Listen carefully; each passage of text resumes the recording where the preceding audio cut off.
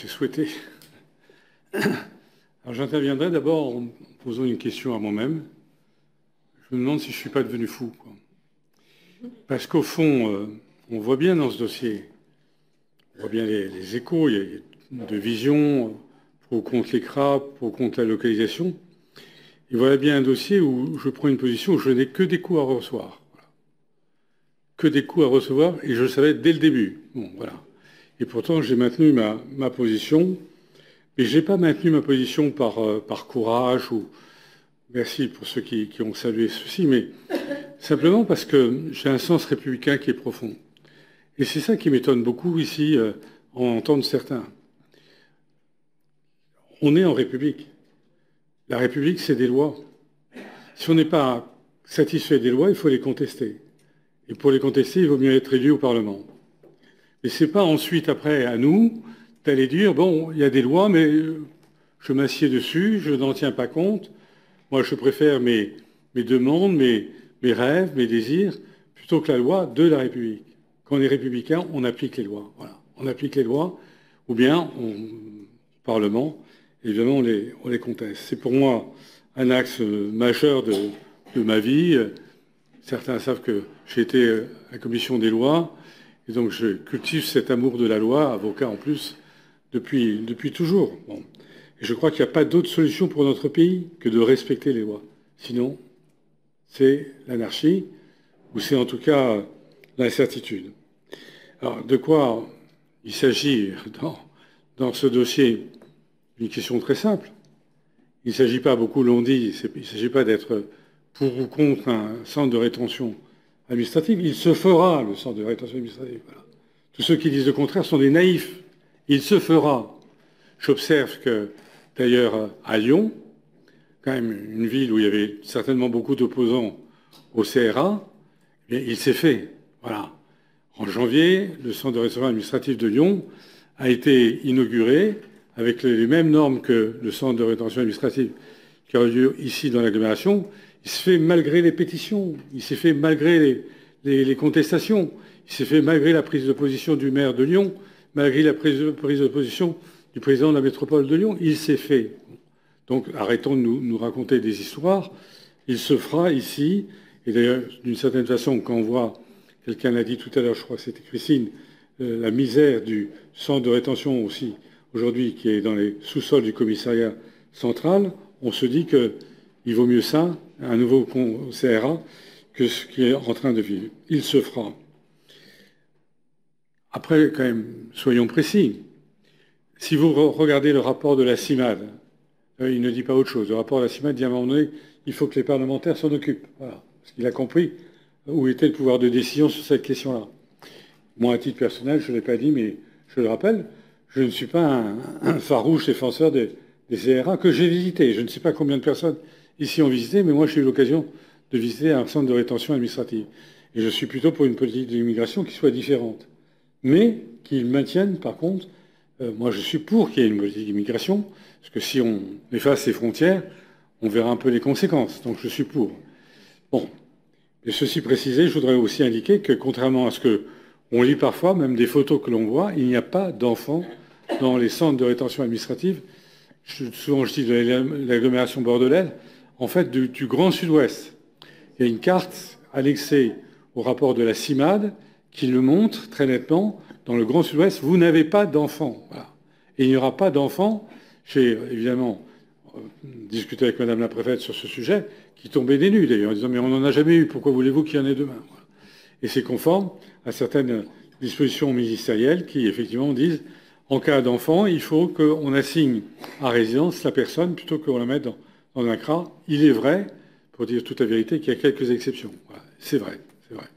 En tout cas, la France aussi doit respecter les différents arrêts de la Convention européenne des droits de l'homme notamment, mais depuis quelques années, je remarque qu'il y a là un programme et qui n'est pas suffisant.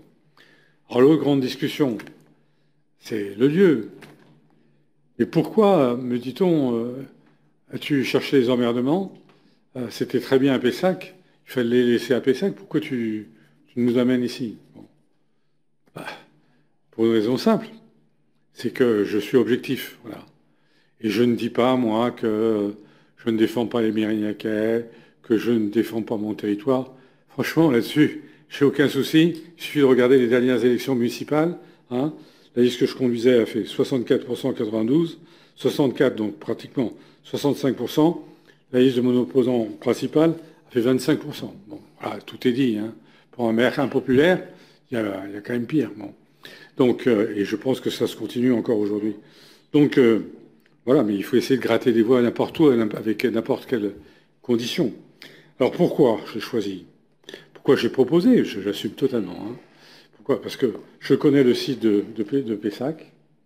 Franchement, pourquoi le site de Pessac a été préféré? Parce que c'était un terrain qui appartenait à l'État. Donc, l'État, évidemment, a installé sur le terrain qui lui appartenait. Bon. C'était évidemment plus facile pour lui. Et comme a dit Christine, l'État avait le terrain, le budget, et même l'État, on est aujourd'hui, c'est encore le cas, hein, a lancé un concours de maîtrise d'œuvre pour choisir l'architecte. C'est toujours en cours. Bon. Et quand vous allez sur le site, vous voyez quoi? Vous voyez un centre de rétention administrative qui est bordé par quoi? Immédiatement, c'est pas à 200 mètres, c'est pas à 300 mètres, c'est pas à 700 mètres. Immédiatement, qui est bordé par des maisons d'habitation et qui ne sont pas fréquentées par les plus riches de Pessac. Voilà. J'étais ensuite voir les allées Darwin que je connaissais bien. Pourquoi je connaissais les allées Darwin depuis longtemps? Je crois que beaucoup n'ont pas été voir les allées Darwin. Hein. Beaucoup n'ont pas été voir. Et je crois même que certains les ont découverts samedi dernier. Eh bien, je le connaissais parce que c'était un lieu de squat, et donc j'ai dû demander à plusieurs reprises l'évacuation. C'était un lieu de décharge publique, voilà. C'était même un lieu où il y avait quelques chasseurs qui tentaient leur chance dans des conditions tout à fait illégales. Mais c'est pas un lieu où on allait pique-niquer. Enfin, on me repeint là, les allées d'Ewin comme jamais ce n'a été. C'était un lieu plutôt malfamé, quoi. Bon, hein. En tout cas, où il y avait une certaine dangerosité. Voilà. Moi, je veux bien qu'on me dise le contraire, mais qu'on m'apporte des preuves. Aujourd'hui, c'est quoi? Ah, d'un côté, c'est la rocade. De l'autre côté, c'est le cimetière intercommunal. Il y a peut-être quelques habitations, je n'en doute pas, mais on ne les voit pas beaucoup. Hein. Il y a quand même une barrière végétale qui est très forte. Donc, si vous êtes un peu objectif, si vous dépassez un peu les limites communales, comme on doit le faire ici, bah, vous vous dites que pourquoi vous allez installer ce SCRA à cet endroit-là, alors qu'il y a un autre endroit qui serait beaucoup plus facile et qui même apporterait une sécurisation de cet endroit-là, puisque un CRA, c'est aussi un immense commissariat. Mais on m'a dit quoi samedi dernier? Des choses assez invraisemblables. Pas toutes, pas toutes. Hein. Mais certains m'ont dit. Certains, d'abord, certains sont venus avec des panneaux en disant que c'était un camp de déportation. C'est une insulte faite aux déportés. C'est une insulte faite aux déportés. Et d'autres sont venus en me disant, mais ça va être Sandgate. Bon, franchement, on n'a pas l'Angleterre en face. Pourquoi il y a Sandgate? Parce qu'il y a des immigrés qui vont à Sandgate et qui prennent dans l'espoir de traverser la Manche. Mais là, c'est pas du tout le cas. Enfin, ça n'a rien à voir. Et à Sandgate, les gens sont dehors. Là, ils seront retenus, pour employer l'expression. Donc, ils ne vont pas aller voir ensuite après dans les quartiers de Mérignac, à Beutre ou ailleurs. Enfin, c'est une incompréhension terrible que de dire tout ça. Donc, je ne comprends toujours pas, mais peut-être qu'un jour je comprendrai pourquoi il y a ce mécontentement, pourquoi, en disant, mais nous, les habitants, on va être menacés. Mais menacés de quoi? Les gens sont enfermés. Menacés de quoi? Et vous aurez des policiers sur place, comme jamais vous en avez eu. Bon. Donc, voilà, mon choix a été fait par ça. C'est pas mon intérêt. Je pense que, pour répondre aussi à une autre question, que j'aurais dû consulter les 28 communes. Mais alors, je voudrais confier une mission à M. Millet. M. Millet, puisque vous êtes si fort, je vous confie la mission d'explorer dans votre groupe, avec les maires, ceux qui sont d'accord pour accueillir une aire de grand passage, une aire de passage, une aire d'accueil, ou bien un emplacement temporaire d'insertion pour les Roms. Voilà. Voilà. Non, non, mais c'est vous qui avez l'idée. Elle est excellente, cette idée. Mais commencez par les vôtres. Voilà. Merci.